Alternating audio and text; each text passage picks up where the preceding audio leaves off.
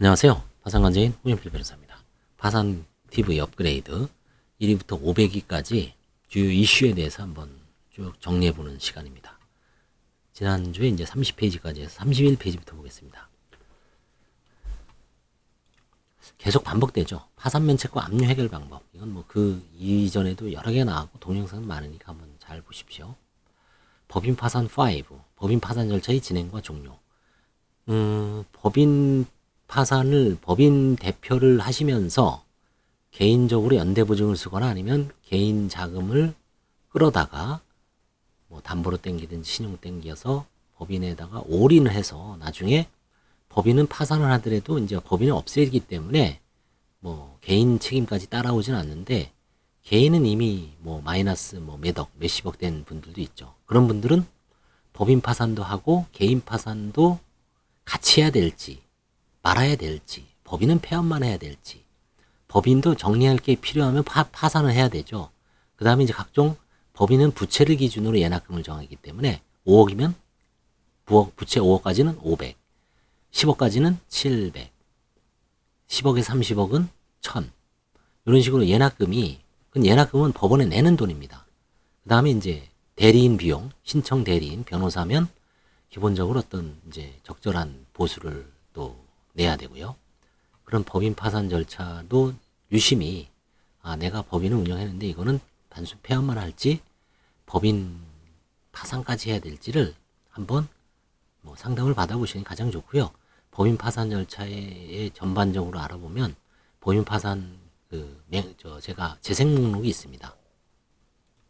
재생 목록에 법인 파산에 대해서 강의한 게 충실하게 되어 있기 때문에 그걸 한번 1부터 쭉 되는 데까지 한번 신속하게 돌려서 한번 보시기 바랍니다.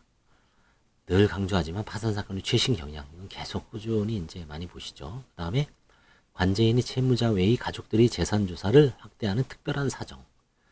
서울은 이제 14종까지만 제출이 원칙을 하고 채무자만 기본적으로 조사를 하는데 채무자 외 배우자, 부모, 자녀, 배부자 혹은 뭐 형제까지 조사할 수 있습니다.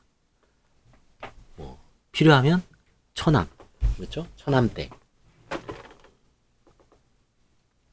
그런 가족들 외에 재산 조사를 확대하는 특별한 사정은 뭔가, 결국은 뭔가 의심의 흔적이 있는 거죠. 송금을 했다든지, 아니면 진술을 토대로 재산을 뭐 편파 행위를 했다든지, 그 다음에 차용을 했는데, 그렇죠? 차용을 했는데 아직 갚지 않았다든지, 근데 채권자 목록에는 없다든지, 그런 여러 가지 어떤 특별한 의심스러운 정황, 의심스러운 상황에 접했을 때 관제인은 가족들도 조사를 하는 경우가 가장 일반적이겠죠. 상속재산 파산이 채권 시부인이 실익. 이것도 상속재산 파산에서도 채권 시부인을 합니다. 파산 절차는 누구를 위한 절차일까요? 상속재산 파산은 상속인에 의한 절차죠. 상속인에 의한 절차가 아니라 채권자를 위한 절차죠. 요걸 한번 제가 기억은 안 나는데 뭔가 어떤 메시지를 줬을 거예요. 한번 살펴보시기 바랍니다. 파산 재판에 대한 불복은 7일 해야 됩니다. 7일이 그 기간인 거는 불이익한 처분입니다. 채무자한테 파산 각하당한 경우, 파산 기각당한 경우, 면책 기각을 당한 경우, 면책 불허가 결정을 당한 경우, 면책 취소를 당할 때 뭔가 좀 안 좋은 거죠. 채무자가 당했다라고 싶은 것은 불복 기간이 7일입니다. 형사 재판에서도 민사는 14일인데 형사는 7일이죠. 선고받은 날로부터. 근데 이제 14일은 파산 선고는 뭐 그렇게 특별한 불이익은 없죠. 채무자한테. 그래서 파산 선고, 면책을 하기 위한 절차니까요. 그다음에 면책 받았다. 면책에 대해서 이의하면 14일입니다. 그다음 배당 공고에 대해서 이의가 있다. 배당이 뭔가 좀 잘못된 것 같다. 관제인이 14일입니다.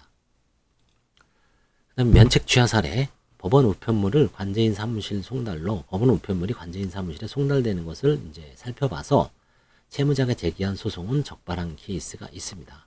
이거는 이제 관제인 사례에서도 제가 한번 발표했고, 그 다음에 김용수 관제인 변호사님, 저와 같이 계신 김용수 변호사님이 발표한 적도 있습니다만, 이제는 법원 우편물을 관제인 사무실로 배달 촉탁을 제한하는 것을 임의적으로 관제인이 원하는 경우에만 했고, 저 같은 경우는 이제 촉탁을 제한하지는 않습니다. 그냥 놔둡니다. 그래서 이런 사례는 이제 앞으로 아주 적발하기가 어렵고, 이런 거는 사실은 이제 이런 거 아니더라도 다른 루트를 통해서 소송을 적발할 게 있습니다. 그래서 앞으로는 채무자가 제기한 소송 같은 거 이런 것도 조회하는 제도가 있지 않을까 싶습니다. 서울회생법원에서 신속한 파산 면책으로 새로운 삶의 기회를 얻으세요. 서울회생법원에다가 그 관할을 인정받으려면 주거지 요건에 해당돼야 됩니다. 서울에 살아야 됩니다. 주소가 경남 창원으로 돼 있어도 실제 만약에 뭐 채권자를 피해서 서울 이모님 댁에 와서 실제 사는 걸 입증하면 그걸 실질적인 주거로 봐서 관할이 인정됩니다. 그 다음에 서울에서 일을 해야 됩니다. 직장 혹은 무슨 뭐 사업 같은 거 이런 걸 서울에서 하고 있다. 그러면 주소가 지방이라도 할 수가 있습니다. 두 가지 이거죠. 실제 사는 곳, 근거지. 그 다음에 직장은 근로소득, 사업소득. 그래서 그런 거를 소명을 하면 서울에서 해서 신속하게 끝낼 수가 있습니다. 어차피 이제 채무자들도 국민이고 사법 서비스 신속한 면책을 받기 위해서는 법원도 경쟁을 해야 되는 거죠. 마냥 뭐 의심만 갖고 이리 조지고 저리 조지고 해서 면책만 늦어지면 결국 그 법원은 열심히 하는 게 또 욕을 먹을 수가 있죠. 그렇죠? 오히려 신속하게 해줄 걸 해주고 진짜 뭐 간악한 채무자들도 있습니다. 그런 경우는 관제인이 조지면 되죠. 선별해서. 그렇죠? 그래서 결론은 이제 지금 뭐 코로나가 이제 창궐이 이제 풀렸죠. 코로나 제한이. 그렇지만 이제 과거에 이제 영업 손실보상금이 이제 오늘 내일 어제 이번 주 중으로 다 풀리면 이제 그동안 뭐 이것 때문에 파산 면책을 주저했던 분들 혹은 회생을 주저했던 분들 손실보상금 받고서 하자라고 좀 연기했던 분들이 이제 조만간 뭐 여름 지나면 한 두세 달 지나면 그걸로 이제 좀 버티고 가을부터 찬바람 불면서부터 엄청 증가할 것 같아요. 파산 면책이. 그래서 그런 분들은 가급적 서울에서 직장을 새로 얻거나 아니면 뭔가 뭐 배달이라도 하면서 신속하게 면책을 받으세요. 그다음에 사기 피해자는 형사고소라고 파산 면책 신청을 하라. 사기 피해로 인해서 채무가 누적된 사람은 형사고소를 해서 근데 대표적인 게 보이스피싱이죠. 그렇죠? 사기 피해의 대표적인 게 보이스피싱도 있고 또 다른 실질적인 사기 피해로 인해서 자기가 재산 다 날리고 빚만 왕창 진 경우에 형사고소를 하면 그 진정성, 진술의 신빙성이 인정됩니다. 보이스피싱은 대부분 받아주죠. 그래서 그걸 갖고 완전히 뭐 실질적인 뭐 어떻게 조사할 수가 없죠. 경찰도 못하는 걸 믿고 이제 넘어가는 거죠. 편파변제 사례는 뭐 워낙 많아서 한번 보시기 바랍니다. 주민등록 직권 말소자는 주민센터에 등록되고 이후 파산 면책 신청을 하면 주소를 살려야 됩니다. 이건 뭐 전형적인 그때 이제 살릴 때 가급적 서울 쪽에다 살리란 얘기예요.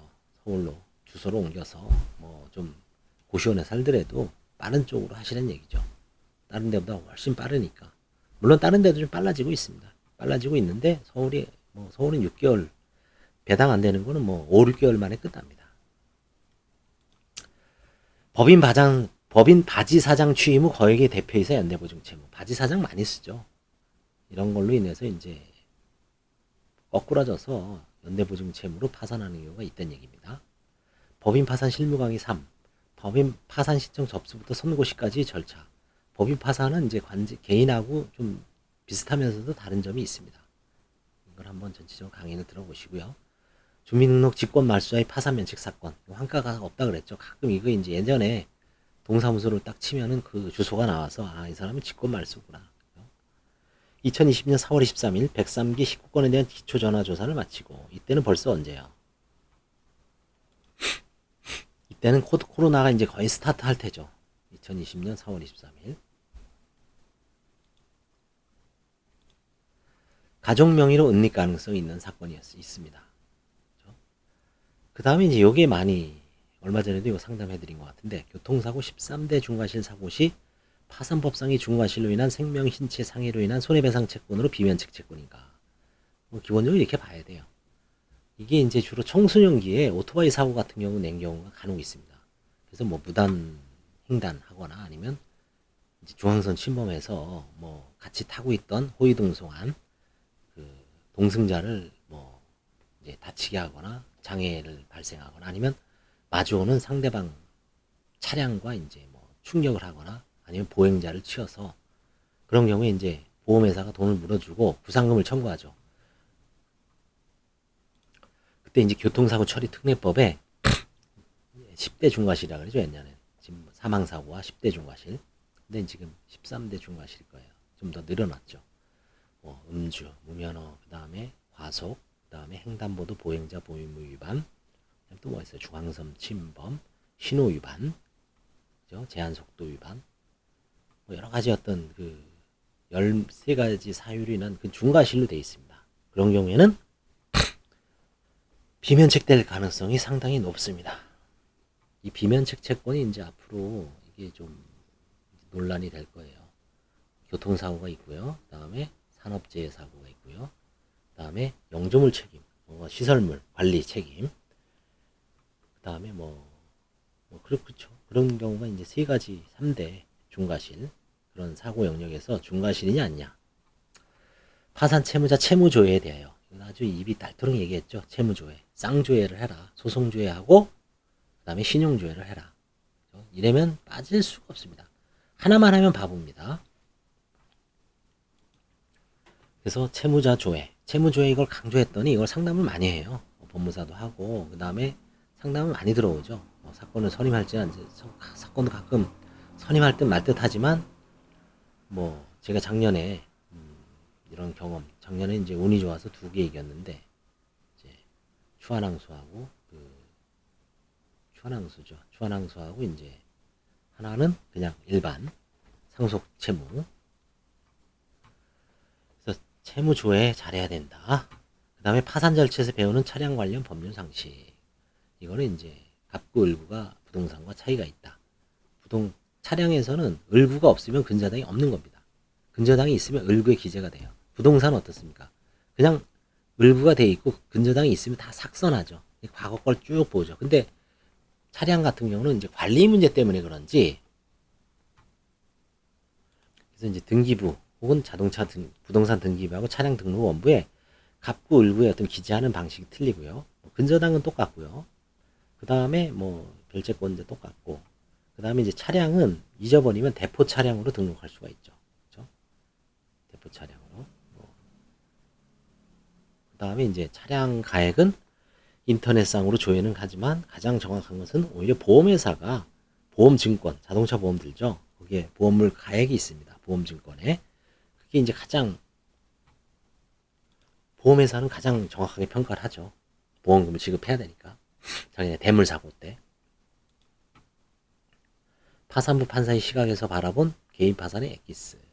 이건 예전에 제가 우리 박원철 판사님 강의를 직접 들은 겁니다. 도산 연수원 시절에 그 강의를 제가 그대로 다시 한번 판사님 입장에서 강의한 거를 이제 제가 유튜브로 찍은 겁니다. 이거는 이제 이것도 꽤 볼만합니다. 국민연금 일시금 수령 후 편파 면제. 이 아주머니 이제 기억나네요. 면책 받았습니다. 우리나라 뜨기 전에, 이제 코로나 때문에 뜨기 전에 국민연금 일시금을 4천인가 받아서, 동생이 이제 그동안 자기가 빚진 것 때문에 카드도 남발하고 동생한테 피해를 줬죠. 동생한테 줬습니다. 물론 동생도 그 4천만 원을 갖고 충당을 하고 좀 손해를 봤지만, 그리고 이제 외국으로 갔습니다.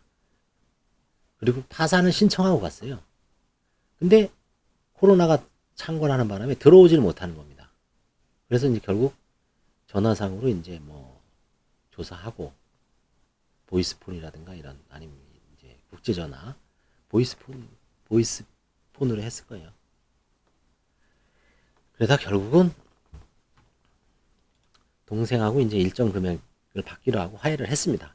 그래서 그 화해를 하고, 그거를 이제 편파 면제로 와서 화해를 한 다음에 그 돈을 채권자들한테 나눠주고, 마지막에는 오셨습니다. 와서 이제 뭐 면책은 받았죠. 파산 면책 후 예금 가압류 해결 방법. 이건 늘 얘기했죠. 면책 확정증명원 띄어서 집행 취소 신청을 한다. 가압류 법원에 직접 법원에서 취소하고 결정문을 은행에 보내면 이제 압류가 혹은 가압류가 해제된다. 이게입니다. 해보면 진짜 쉬운데 일반인들은 처음 해보죠. 변호사나 법무사 사무실은 아주 기계적으로 매일 하죠. 밥 먹고 이것만 하죠. 그러다 보니까 신속하게 플로어를 척척척척 알아서 해요. 일반인들이 이거 하기가 어렵습니다. 이것저것 뭐.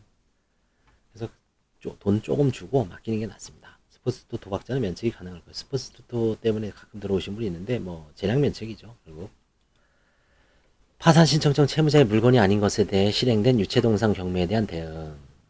파산 신청전 채무자의 물건이 아닌 엉뚱한 물건에 대해서 내 물건에 대해서 뭐 경매를 했다. 제3자 이소하고 강제집행 정지 신청을 내면 됩니다. 2020년 2월 27일 관제인 보고서 작성을 마치고 이것도 이제 파산 관제의 최신 현황하고 비슷한 거죠. 채무자들은 왜 파산 면책 신청을 취하하는가? 취하라고 딱 치면은 취하만 해도 엄청 나오죠. 편파 은닉행위 때문에 그랬다는 얘기죠. 취하 많이 합니다. 의외로. 기초생활수급자로 생활보호를 받고 있으며 상환 능력이 없어서 파산. 제가 해설하는 파산 면책 사례 중에 215단도 위축에 맨 처음에 그건 다 이겁니다. 사실상 거의 90%가. 그런 분들이 서울에도 한 달에 한 150건 정도 들어오는 것 같아요. 파산관제 최신 현황 2021년 10월 8일. 이것도 이제 그 시점에 뭔가 보편상자를 알 수 있는 겁니다. 배우자 소유 아파트 실제 가치 산정과 한가 범위 방법. 배우자 소유 아파트를 왜 한가를 하느냐? 이건 이제 배우자 소유 아파트를 지금 이제 무작정 한가를 못하죠. 서울회생법원에서 2020년 11월 24일 날 실무준칙을 개정했죠. 그래서 개인회생에서 파산 배당 시에 이걸 전제로 하는 것을 배우자의 재산은 포함하지 아니한다. 그래서 단 예외적으로 두 가지 경우, 하나는 명의신탁, 하나는 재산이 이제 사행이 채무 초과인 상태에서 재산이 이전되거나 은닉됐을 때 두 가지 경우에만 한가를 하고 여건에서는 이제 배우자 아파트는 건드리지 말라는 거죠. 면책 불허가 사유와 부인권 제척 기간의 관계. 면책 불허가 사유에 해당되더라도 한 번 은닉은 영원한 은닉이지만 면책 불허가죠. 그 다음에 부인권 뺏어올 수 있는 거하고는 차이는 틀려요. 뺏어올 수 있는 거는 제한이 있습니다. 시기적으로 10년입니다. 그래서 예를 들어서 채무가 왕창인 상태에서 채무자가 어떤 뭐 시골에 있는 땅을 동생한테 살짝 증여를 했어요. 근데 채권자가 이거 모르고서 한 10년 지나갔어. 12년 차에 파산 면책 들어왔어. 관제인이 딱 보기에 이거 증여한 거고 아직도 그 땅을 갖고 있어요. 동생이. 근데 뺏어올 수는 없죠. 왜? 제척기간 10년이 지났으니까. 다만 이걸 예전에 어떤 판사님은 이건 은닉이다.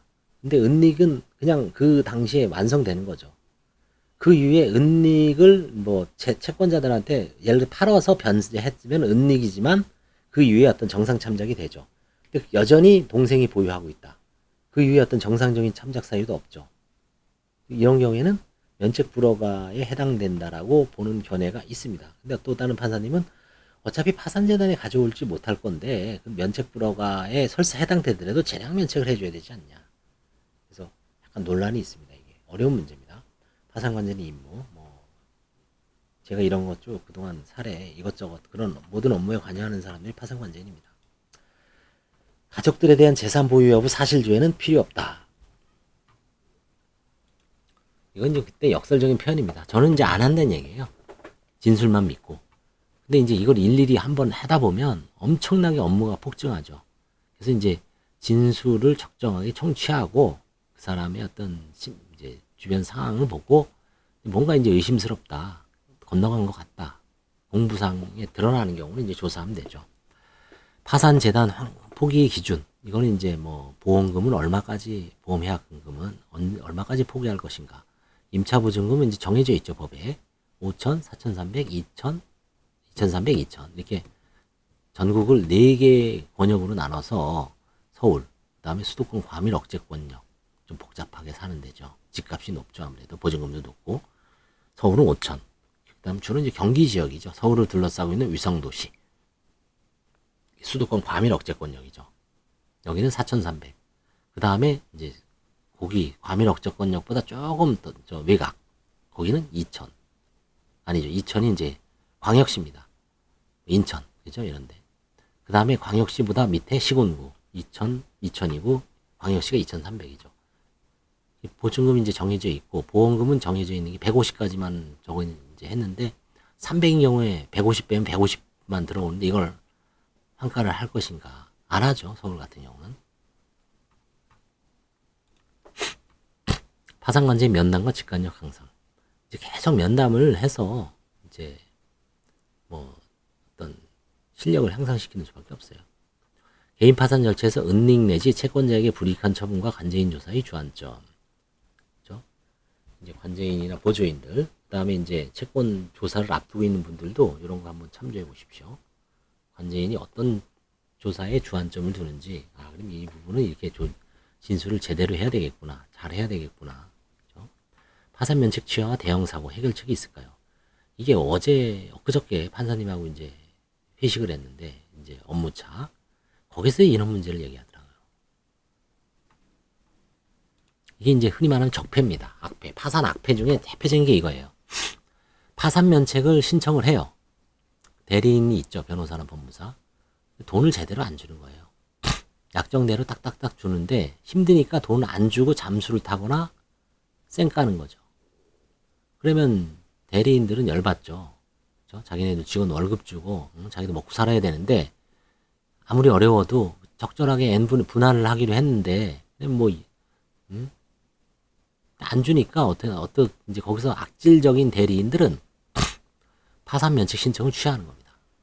취하에 대해서 대리권도 이제 특별수권을 받았다라고 이제 주장을 해서 당신은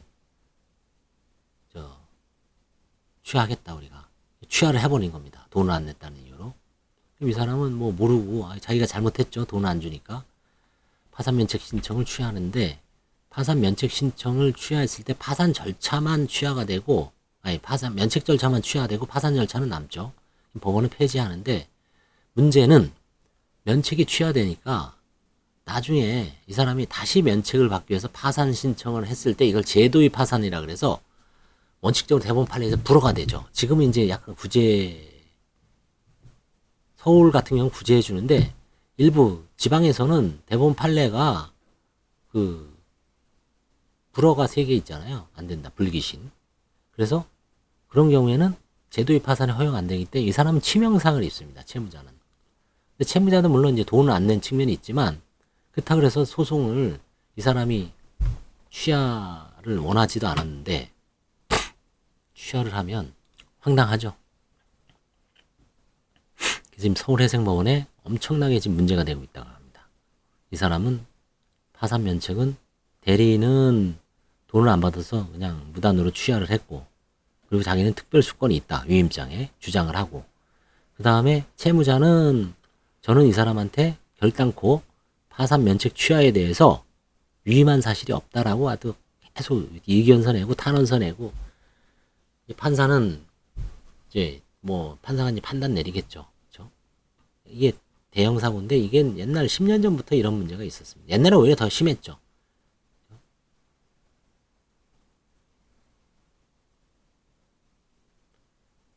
그래서 차라리 이제 아마 이렇게 각서를 받은 데도 있을까 이게 유효할지 모르겠습니다. 신청 대리인과 약속한 위임장 위임 후 신청 대리인과 약정한 수임료를 제대로 지급하지 않을 경우에 신청 대리인은 파산 면책 신청인의 채무자의 동의를 받지 않고 파산 면책 신청을 취하할 수 있다. 이에 대해서 이해를 하고 약정합니다. 그래서 각서를 받아놨어. 그럼 그 일종의 특별수권으로 볼 수 있을 것이가. 이런 식으로 아마 약정을 하는 변호사나 법무사 사무실이 있을 수도 있어요. 그래서 여차하면 돈 안 주면 목숨줄 자기가 쥐고 있다는 얘기죠. 그래서 이제 그걸로 컨트롤 하는 거죠. 그렇죠? 그래서 앞으로는 이제 그런 게 뭐 이거는 예전부터 문제가 됐는데 진짜 파산 면책 취하 대형 사고 이거를 뭐 예전에 진짜 어떤 판사님은 구제해 준 적도 있습니다만 착오로 인해서 입증했다고 봐서 아무튼 이 대형 사고입니다. 여전히 문제가 되고 있습니다. 파산 면책 사례, 파산의 목적, 면책 후 갱생이죠. 파산의 목적, 파산 면책의 목적은 갱생입니다. 그래서 파산 선고는, 파산 절차는 청산 절차입니다. 채무자의 나머지 재산을 환가해서 채권자에 나눠주는 거고, 없으면 그냥 폐지하는 겁니다. 그 다음에 면책 절차는 면책 이의라든가 면책 불허가 사유가 없는 한 면책을 허가하고, 설사 면책 불허가 사유가 있더라도 채무자의 갱생을 위해서, 다시 살기 위해서 이제 재량 면책을 할 수 있죠. 그래서 파산 면책의 목적은 갱생입니다. 개인 파산 절차에서 임대차 계약 위조 사례가 있었다는 얘기고요. 이것도 간혹 있습니다. 파산 면책 접수부터 면책 인용까지 얼마나 걸리는가요? 이건 제가 이제 각 법원별로 이렇게 이제 대법원 사이트에 들어가서 그 공고를 클릭을 해서 수원지방법원 각 법원별로 이렇게 이제 어디가 빠른지 신청부터 선고까지 얼마나 걸리는지를 실증을 한 케이스입니다. 이게 탐방이라고 치면 이게 나올 거예요. 파산 채권자의 고소 판데믹. 파산 채권자의 고소 판데믹이라는 게 아주 유행병이죠. 일종의 뭐 코로나 판데믹, 코로나 유행 대유행이죠. 고소 판데믹, 고소를 엄청 한다는 얘기죠. 파산 채권자가 돈을 못 받으니까 일단 고소부터 때려박죠. 근데 이제는 이제 아마 힘들 겁니다. 경찰에서 수사권, 검수완박, 경찰 수사권이 강력해져서 경찰들이 이제 일이 많고 이런 민사사건은 아예 수사 안 해. 때려치면은 뭐 민사적으로만 구제받을 수 있어요. 형사적으로는 이제 이런 돈 못 받는 거에 대한 어떤 구제 수단이 점점 약해지고 있습니다. 그건 당연한 현상일 수도 있어요. 어떻게 보면 돈 못 받으면 무조건 경찰에다 때려넣죠. 돈을 못 받기 위한 어떤 그 전에 각서를 쓰거나 미리 사전에 위험, 그렇죠? 민사적인 구제 수단, 공증 아니면 뭐 그렇죠 집행공증 이런 거를 해놓고 여차하면 나중에 민사 집행을 할 담보를 하거나 아니면 그게 없다 그러면 아 내가 이 사람한테 돈이 들어가서 집행증서까지 있지만 이 사람이 사업이 망하면 나도 쫄딱 같이 망한다 이런 거 인식을 하고 있어야 되는데 그냥 뭐 앞뒤 생각 없이 돈 빌려주고 5천 줬어 나중에 돈 안 갚어 원래는 그 사람이 안 갚고 싶어서 안 갚은 게 아니라 뭐 사업에 나름대로 최선을 다했는데 망했어 더 이상 어떻게 할 수가 없어 그러면 안 갚는 게 능력이 없는 거죠. 그럼 면책 파산 면책 해야 되는데 안 갚죠. 돈을 뜯긴 사람 입장에서는 이제 형사로 무조건 때려놓죠. 그래서 괴롭혀서 아니면 압박을 해서 왜 최종 결정 나올 때까지 사람 불안하죠. 어떻게 될지는 아무도 장담 못하고 경찰이 뭐 훅가실 잡고 이 돈 왜 혹시 사기친 거 아니냐 그 당시부터 그 사업이 뭐 뻔한 사업 아니냐 폰지 사기 아니었냐 이미 사기성이 농후한 사업 아니냐 그럼 사기죄로 기소될 수도 있어요. 근데 그게 아니었다면 정상적인 사업이고 열심히 했는데 무너졌다 그러면 무혐의죠. 이제 그걸 경찰이 권한을 갖고 있죠. 불기소, 불송치. 딱 하면 이제 고소인은 그걸 갖고 또 다시 뒤엎어서 검찰로 사건을 끌고 가기가 상당히 어렵게 돼 있습니다. 이게 이제 경수안박의 본질이죠. 파산 신청 시 예납비용 산정에 대해요. 예납비용 산정은 결국은 부채가 많으면 좀 30만 원에서 플러스 알파입니다. 증액 요소입니다. 그 다음에 채권자 수가 많으면 증액 요소입니다. 증액도 상당히 많이 하는 판사님 있죠. 옛날에 300까지 했습니다. 채권자가 막 30명 이상이면 300, 20명이면 200, 10명이면 100. 개인 채권자를 기준으로 합니다. 금융권 채권자는 아무리 많아도 뭐 한 50명이 돼도 뭐 300까지는 하지는 않습니다. 왜? 송달이 그렇게 어려운 게 아니거든요. 그런 경우에는 금융권 송달자가 만약에 뭐 한 20건 됐다. 그래도 뭐 한 50 정도 할 수 있습니다. 예, 이상 40페이지까지 보고요. 다음 시간에 계속 이어서 나가겠습니다. 일종의 뭐 복습을 한다고 보고 전체적으로 뭐가 사람들이 많이 받는지 일종의 정보를 분석한다고 보시면 돼요. 그러면 이제 누구나 다 도움이 될 수 있는 거죠. 이런 사례가 있었구나. 이런 사례가 있구나. 나중에 이제 우리 검색해서 뭐 제 유튜브에서 이제 보면 돼요. 감사합니다.